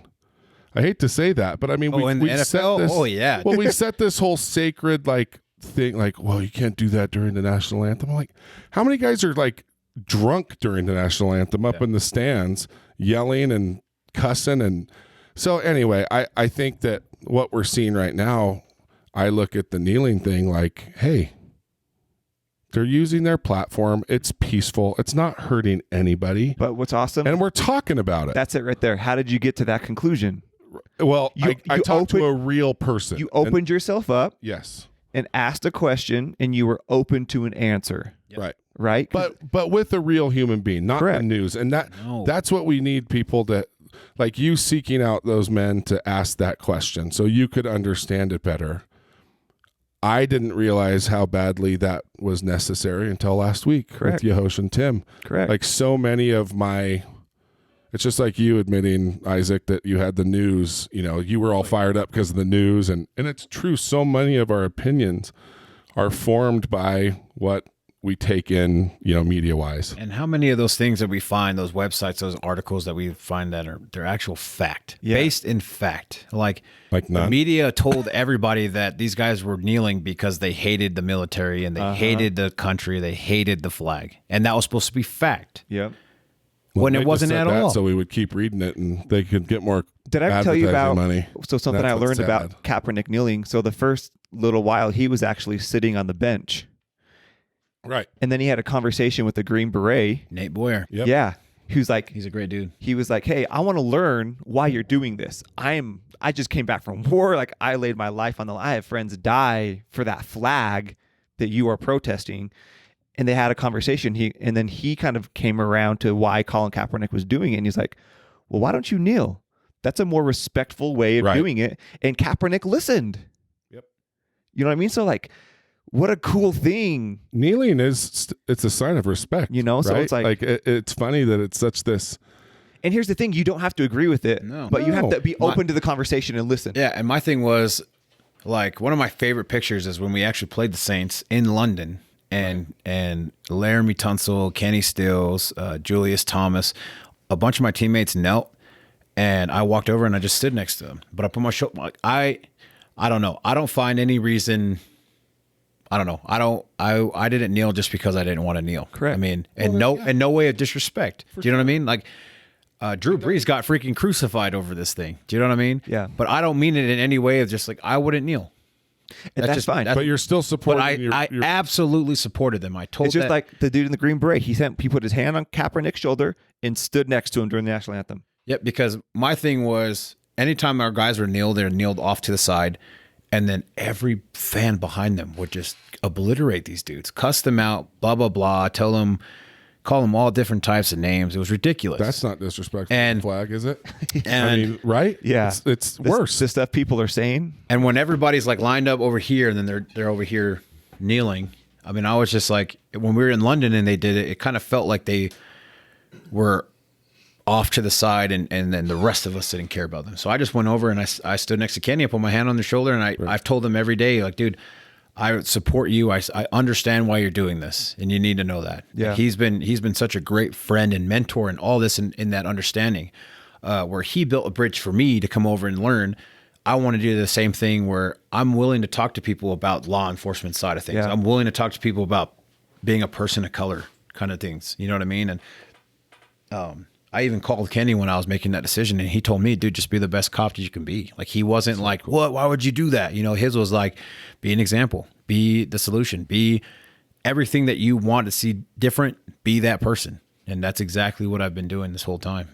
I mean, how many people haven't been like that to you, though? I mean, have you had backlash? Yeah, I've had people call me like I posted about it the other day. I had so many unread messages in my Instagram DMs, my Twitter DMs, Facebook, just people calling me racist. Everybody saying that if I really wasn't an Uncle Tom, that I'd take my badge off and I wouldn't stand with those guys. And I was like, you don't know the dudes that I work with. You don't know the cops that I know who would lay their life down for you while you're still calling them a racist and spitting in your face. Like, Well, you don't know many, those. how many people have done that during these protests these last few weeks? Like, if you dig, you can find these posts get buried, but there are posts of cops walking right into the thick of it to carry a protester out to safety. Yeah, but that doesn't fit the narrative. And that's people's exactly opinion. right. Because everyone finds what they're looking for. Everyone- Because, like, if you want to find bad cops, You'll find them. you will find them. And because of phones, there are videos of them. Yep. If you want to find the good cops, you'll find them. You got to search a little harder, unfortunately. Well, isn't that which is sad? No. sad that you got to find them, search harder. Right. And well, I like that because it's like these guys do these things every single day, and it goes completely unnoticed. Nobody even, it's not recorded, it's not documented, other than that cop knows, and he goes home and he knows that himself. It's just like being in the O-line. O-line, man. How crazy. See? These parallels. Totally. Right? Never get credit, but they go home and Yeah. they know why they're running back. If you up want the 200 bad, you'll find it. Yeah. Totally In right. everything. You want to find a bad cop, you'll find it. You want to find a bad person of color, you'll find it. You'll For find sure. it. Anybody white, yellow, pink, green, whatever, you'll find it. Yep. If you want to find it. But nobody wants to see cops for the good that they do. I mean, there's always a funny banter between cops and firefighters. Like, firefighters are like America's heroes, and I love our firefighters. I love the rivalry, dude. It's such a I funny love rivalry. It is so and, funny. and at the end of the day, it's all, everybody's a team. But everybody used to tell, people used to tell me all the time, why are you being a cop for, dude? Why don't you be a real hero and be a firefighter? And then once I figured out the rivalry, I was like, oh my gosh. Like, I don't It's want to always sit in funny. a lazy boy all day It's funny because watching football. firefighters won't go to the scene until the cops deem it safe. Exactly And then they right. come. Exactly so- right. We got to get But man, Boom. firefighters like, oh, here we go. Yeah. yeah, dude. But our firefighters are great guys, man, especially in Provo. But like I said, man, it's people, the media thrives on negativity, and then it fuels the fire that's already ablaze. Do you know what I mean? And people, they don't care. They sit from their homes, they're keyboard warriors, and they just find things, because they'll find something that's like factual and it's against what they actually believe, and then they'll close it out because they don't want to know it. Correct. They're like, no, that's That's fake. totally true. Correct. You can have the fact that the sky is blue right here, but you believe that the sky is not blue, and you Flat can see earthers. and you can see the blue. You can see the blue sky. You'll close your eyes and walk away. Yep. It's the exact same way that when people form an opinion and it's based on these false facts, but it makes sense to them because that's what they believe, but it's not factual. It's harder for them to see things. And my goal as a police officer is those people who have a hard time seeing what it's like to be a cop. Here's this bridge. Come over and talk to me. I'll meet you halfway. We'll talk about it. People who see people of color and they're automatically thinking all these negative things. Here's that bridge. Meet me halfway. I'll talk to you about it. Do you know what I mean? The thing that I'm blessed with and fortunate enough is that I've had an experience where now I can do both those things. I'm not on one side or the other. I'm in the middle, and I'm willing to meet people in the middle if they want to have civil, healthy conversations about it. But I've had those conversations where people just refuse, and they just want to tell me what their opinion is and not hear mine. Which is something else I loved what Tim said. He was like, when he has a conversation, there's an opinion that maybe he doesn't agree with. He's like, interesting. How'd you get to that point? Just by that simple question of like, how did you come to that conclusion? Because everyone's perception or their experience also turns into their reality. So someone might have had they might have grown up with bad experiences with the cops. Yeah. So that's why they do it. So it's like, hey, let's talk about this. Let me tell you about all these other experiences, and be open to the other idea. And my thing is, I'm always finding people disagree. What makes change and where people grow is when they're willing to find the similarity in that common ground of like, hey, I still believe this, but hey, you know what? I get what you're saying there. Okay, whatever. You know what I mean? Yeah. That's where people grow. That's where change happens. Change doesn't happen by doing this dance around where everybody's saying that they're right and you're wrong. And people forgotten that they're so hypocritical where they want you to hear what they're saying, but then they won't be willing to give you that same courtesy. Yeah. They want you, I say it all the time. People refuse. They don't want to be understood the way that they understand. If that makes sense. Like my big thing is like you listen the way you want to be heard and you understand the way you want to be understood. That's the only way that you grow and you learn different things. Because if you refuse to do those, then you're just talking to talk. You're wasting air. Do you know what I mean? Yeah. Well, It's adding to the problem. Yeah. What a cool. I mean, I don't know. It's a big responsibility. And I'm not special by any means, man. Like, yes, you are. No, you are. No. Yes, you are. Shut up, Isaac. Yes, you are. there are men and women in this country who have been doing this, and it's a generation thing. Their dad did it. Their grandpa did it. And for me, how I see it is I'm really, really lucky to join those men and women because there are men and women who do this as a power trip. It'd be bad for me to say, it'd be a lie for me to say that there's not bad in this career. Those people don't deserve to have the badge. They've tarnished it and ruined it for the ones who are doing the right thing. Do you know what I mean? And for me, I'm not special as a cop. My thing is I get to go and add to what all these other cops have been doing. I work with some of the most incredible people in Provo. So my colleagues and my coworkers, they're such great police officers. They're great human beings. And then they police as such. When it all starts up, we have a great chief there. We have a great mayor. Mayor Kaufusi is amazing. Leadership, right? Awesome. Coaches, and it all comes down all of it down the chain. But like I said, where people refuse to see the things that cops see, and that's why we're getting. They just think there's no empathy. They don't try to put themselves in your shoes. As police officers, we don't necessarily need you to do that. Does that make sense? We're okay. If you hate us, then that's fine. I'm sorry that you hate us, but I will still do everything that you need me to do if you are having your crucible moment. You're in need of service. I'll do everything that I can to help you. But they think that as cops, we go to work every day and we're like, all right, let's go hem up the first person of color we see, and for no other reason, just to beat them up. That's literally the logic that I hear. And people tell me this. They like show me these videos of cops going and doing bad things. But I'm like, what happened before he got there? Why is he there in the first place? I'm telling you right now, we don't just show up places just because they show up. Do you know what I mean? A call brought us out there or something led us to be out there. Not to mention how many good things happen somewhere else. No, but I heard the head of, what is it? Basically New York City, like the head, it's probably the union rep, but he said something really interesting. We had 375 million interactions, recorded interactions, like reports, right?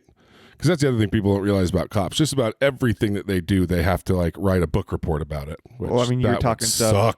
He was talking about something that just happened. Like, what, it took me 9 hours. Yes. Yeah, to do the one thing. It's because they're under such a spotlight right now that there's no room for error, and that's a lot. But 375 million interactions in 1 year with very positive reviews, and that does not say anything nearly as loud as that one murderous piece of crap that Derek showed in Minneapolis. So that is what's so important, is that we have to remember that for every one bad police brutality event or whatever, there are so many good ones too. And so like you said, if all we do is focus on the negative, we can't do this without police, right? Police need to be willing to listen too, right? And 100%. and that's There are some things that can change. oh, there's a You know lot what of I things mean? that, and you know what? They're doing the best. I feel like law enforcement is doing the best they can with what they've got right now. Like if we want to improve policing, or we want to like, we got to fund it. We got to put some money into it. We got to create the training. Like we have to give them the tools to do their job. And do you know how many, I just had a thing show up. Like, do you know how many police officers, their departments can't even put a bulletproof vest on them? Yep. Right? Like we're not protecting them the way that they It need just to be never made protected. sense to me, dude, that people wanted to fund us, but then they want us to have more training and to do more. They want more from us to do with Yes. less. I was like, if you take away their money, that takes away salary, that takes away training. Like, how do you pay for those things? Who's going to pay for them? Who's going to do the job if Right. they're making $20,000 a year? No one's going to do the insane. job. And I think for me, like my kind of I don't know if it's an epiphany, but it's just like everything. It is not an either or. Like I can love the police and I can respect the badge and I can admit that there's bad stuff going on with them. Yeah. You know what I mean? Like it's not like, to your point, there's all of these positive things, but that doesn't erase the bad that's happening. no, but- and the bad doesn't erase Right. the good. But it's Yep. important to get to that point where, to your point, Isaac, about kind of this middle ground, this compromise, Yeah. to be able to say both are true. We just have to look for good. It would be Yeah. like saying that every black thug like is a black thug, right? Like, oh, he looks like that gangbanger I saw in a movie. Like, yikes. We can't do that with people, and we can't do that with cops, Yeah. right? Like there has to be, we have to just, really what it boils down to is just empathy, right? Like It's the walking same a thing- mile in their shoes, but seeking out the positive, like restaurant reviews. This might be a lame analogy, right? But I could have 100 people come in here and love the food. One person's going to come in here and not like the food. Who am I going to hear from? That one person.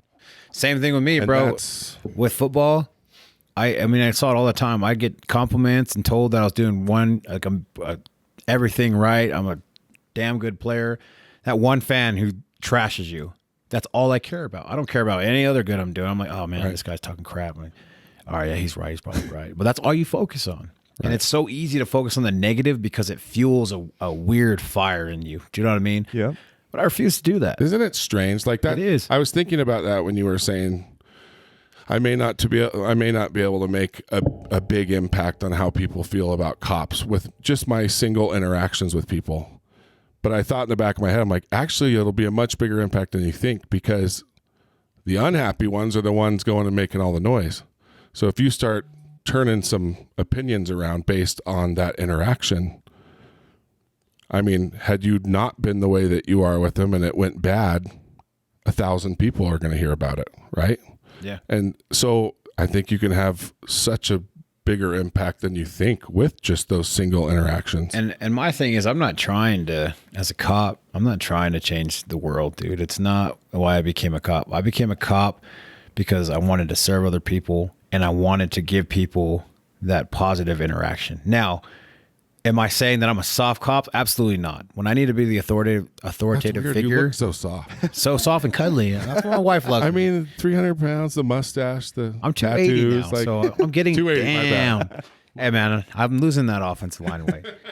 But when I know when to flip it on and off. I know how to approach a situation where, like, everything leading up to it, I'm like, I can't be Mr. Nice, that nice cop. I got to be not bad cop, but I got to be the authoritative cop. You know what I mean? Like, that's how I have to treat the situation. Now, if I get there and I'm authoritative RoboCop, and then the situation changed, then I can be the good cop. You know what I mean? Like, I've had interactions where I've had to put dudes in handcuffs and tell, hey, you're going to jail. And then I'm like, hey, do you want a cigarette before you go to jail? Do you know what I mean? A lot of guys, before they go to jail, they want to smoke. You know what I mean? I give them that Calm them opportunity. down a little bit. Do you know what I mean? And that's humanity. Like, people have lost their humanity because they've spent so much time being negative and tearing each other down that there's not going to be anything left. Yep. So if you can just have a little bit of empathy for somebody else and understand, like, hey, what's this guy going through? What's that person of color, that black guy going through, walking through this rich neighborhood? What's going through their head? People don't think about that before they call the cops. Like, could he be there doing something wrong? Yes. Or could he just be there because he's there, he just saw a friend, he has a family member that lives there? Right. Absolutely. But then people will go to, nah, he's doing something wrong, let me call the cops. Same thing with a cop. Oh, why is this cop pulling this car over? He's just trying to catch somebody up because they're a colored person. Or that dude was pulling 70 in a 25, so I pulled him over. Or his registrations were Porsche.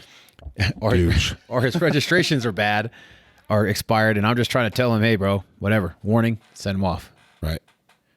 Well, and the empathy thing is huge too. You know, if you get pulled over and a cop's kind of a dick, I mean, he might have been at a child abuse case 20 minutes before. Yeah. You know, like, and that's a cop. It's your job to have that professionalism, have that composure. Do you know what I mean? And it'd be so easy to go to another call after a super intense one where you're like, you have no idea what I just saw. But as a cop, it's your responsibility to be that professional who shows up, and you have to reset when you do that. And then you kind of deal with it. Like it sucks because suicides amongst cops is one of the leading causes of death, is because they just take that every single day. Hold so much in. And then finally they just can't do it anymore. Do you know what I mean? And I don't know, it's man. not like you can take a break. Like, no, you don't take a break. You got to finish your shift. Yeah, you can't just go home. I've talked to guys that that pulled dead babies out of a car wreck, and then they got to go deal with somebody because their neighbor was playing music too loud. Yeah. Do you know what I mean? And they kind of just got to hide that. Like, then you start burying those things, and then they layer. I mean, and then there's, so even though I'm talking about cops and they're going through these things, there are people that go through those exact same things that you don't know what that guy was going through, why he's amped up like that before. What just happened to him? What happened to him throughout the day? Do you know what I mean? De-escalation is huge. I was telling you guys off air that my thing is, if I can just talk somebody into cuffs or talk somebody down, how easy is that? It makes my job so much easier. I don't have to go hands-on. I don't have to like get in a scuffle with them just to try to take them into custody. Do you know what I mean? I want to de-escalate the situation as far as I can. And if I can't anymore, then I got to do what I got to do to save you, to save me, keep everybody safe, keep that person safe from hurting themselves or hurting somebody else. So I don't know, man. The empathy is huge, and they preach that all throughout academies. You have to have empathy or you can't do this job. If you can't put yourself in the situation of the criminals that you're dealing with, you can't do the job. Right. So important just to have that, be open. Right. Like, once again, I can't imagine what it's like to be a cop. I just can't. I can never imagine what it's like to be a cop. Same here, dude. A year ago, I was like, man, what's it like to not be 360? Right. Now I'm like, oh, what's it like to not be 280? What was it like to be 360? Terrible, dude. Oh, that sounds great. Open mouth breathing. It was bad, bro. I remember. Oh man, I knew it was bad when I was on the couch and I had to get off the couch and I did this. I had to do this arm swing to get. Oh man, You had to get the momentum going. It was so bad, man. One question I have: resources for law enforcement. What if anything do you guys have therapy wise, right? Counseling wise, Yeah. is anything offered? Yeah. And has it changed where now It's accepted. it's more accepted? Like you're not before it was like, hey, it'd be tough, man. Deal with it. Right. You know what I mean? There's that stigma, and they talk about it in the academy. Like, hey, there's a stigma, but don't buy into that. You know what I mean? Can't. So there's that you guys have that availability. Yeah. To talk to somebody. You have people. You have counselors that are available. Whenever, to talk to. or only if things happen? Whenever, especially when Very things cool. happen, that they reach out like, hey, you got to talk to this therapist, talk about what happened. But now it's to a point where brothers, hey man, like you got to check on your guys. Like I text all my buddies at work all the time, especially when they go through a hard case. But hey, dude, you good? And then if they're not, like, hey, let's do something away from this. Do you know what I mean? That's very cool. See, and I think I don't think a lot of departments have the money or the resources for that. And I think that's so important for people that have to go through that. Yeah. I mean, all first responders, they see so many things. And man, for so long, I think it's just been go home. You can't talk about it to your wife because you don't want to ruin her day. Man. And then you start drinking or something, popping some pills to calm down and relax. And it's just kind of a scary cycle. And I think we need to make sure that our first responders have that stuff available. So I was just wondering what that was like now. So how long have you been? You're still in your probationary first year. Probation. Yeah, and then I got one more week of training with a trainer, and then I'll be on my own. But it never stops. Like the learning never stops. Like there's guys who just got off of training that they'll come back me on a call just so they get the experience. Like that's the most important part is they'll back me, and even though they're my back, they get to kind of work the case, work the call, with you. Like, okay, we have this, and this. So what do we have? Do you know what I mean? And so the learning is always evolutionary. Every year you're required to do additional training. You have in-house training, in-house service training.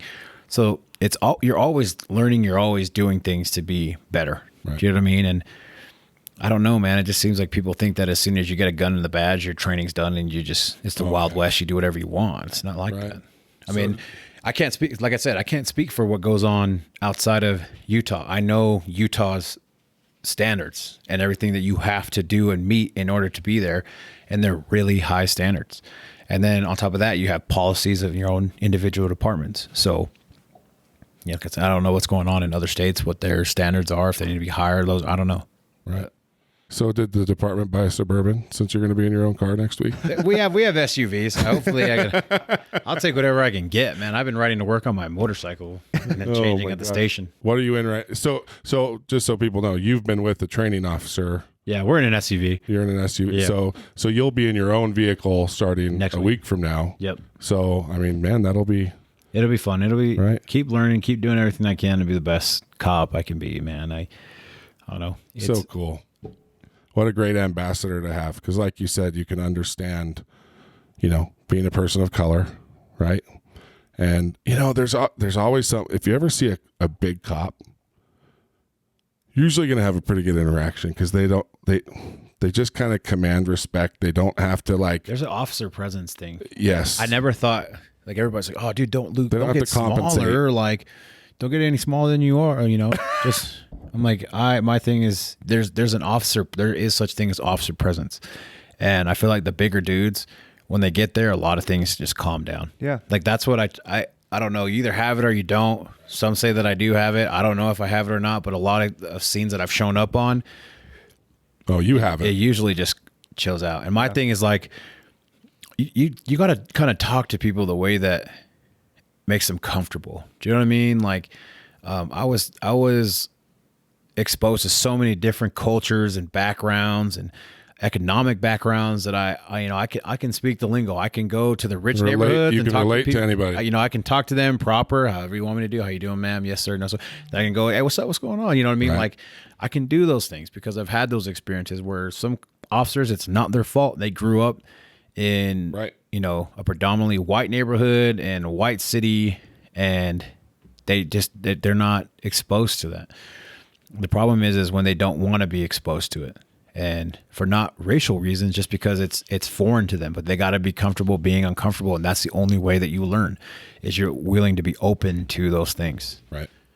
That's why I think what you're doing is so great, because who knows how many people that you come across as an officer, but also fellow officers, you're going to help maybe give them perspective, because of what you've gone through and how you approach a situation. You're going to show up and, wow, that got easier when he show up. What did he do?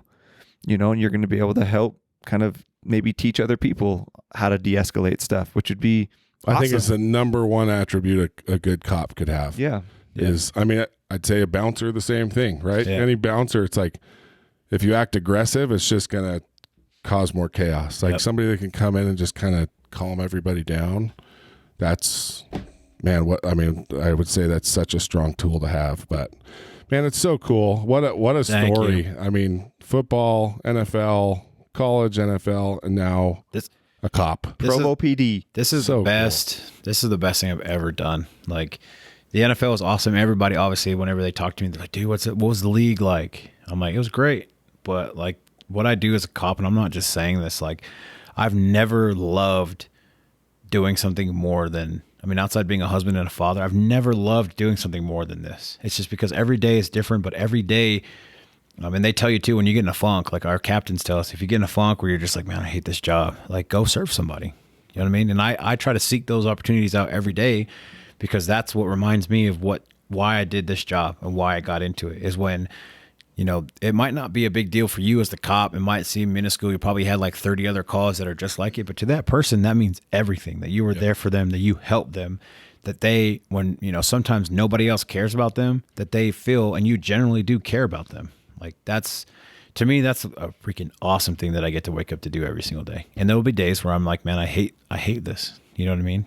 But when those good things outweigh the bad, it's so easy to come to this job. Very cool. Well, we sure appreciate your service, man. Thanks. Thank you. Very, very cool. It's still weird for me to hear people say that. I'm like, I wasn't in the military. Whatever. Listen, Like, thanks for your service. I'm like, it is service. I mean, you're doing something that a very, very, the heavy majority of people could never do. And you're not, in the NFL, you're getting paid a lot of money, but to be a cop, like you said, you got to want to do it and love it. Well, how Because funny. it's not until you retire, the money's not, that's where it can start catching up and pay off. But until then, and until you're on a desk, it's a and you're thankless job. Just like an lieutenant or offensive higher. lineman. Yeah, dude. it is a thing. But at least with offensive linemen, you're getting a big check, right? Yeah. But True. I mean, these guys, it's so many of them have to do kind of side hustles. And one thing that I've always loved about cops and firemen are the same. It's like, if I want to put it, my wife wants to put a deck on the house. It's a bunch of off-duty cops to come and help, right? Like they really do. I kind of love that side of law enforcement. They are a team. And it's like, hey, I may not have the money to put a big deck on the back, but I got a bunch of dudes that are good with tools, and they'll come over and help me out, and that's how they can kind of make up for it. And it's such a special community, and so I think you're going to have such an impact.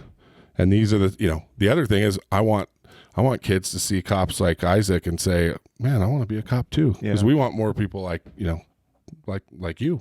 Yeah. So I'm sure you love all this flattering stuff. You're sitting Yeah, there I'm about very- as comfortable as I'm flattered, man, but you're a humble dude, and that's cool. yeah. I mean, Very cool. Yeah. So it's, All right, man. Well, thank you so much. We got to It's been a lot of fun. we got to get him back in after the first year, Yeah. right? yeah, you're just going Like- to see me. I'm going to have like a scruff and light a Yeah. cigarette up. And Like, I like, hate this job. No, I'm just kidding. you don't know the things I've seen. I've seen some things, man. Aliens. So cool. Well, right. thank you. Thank man. Yeah, you. thanks for having me, guys. Appreciate it.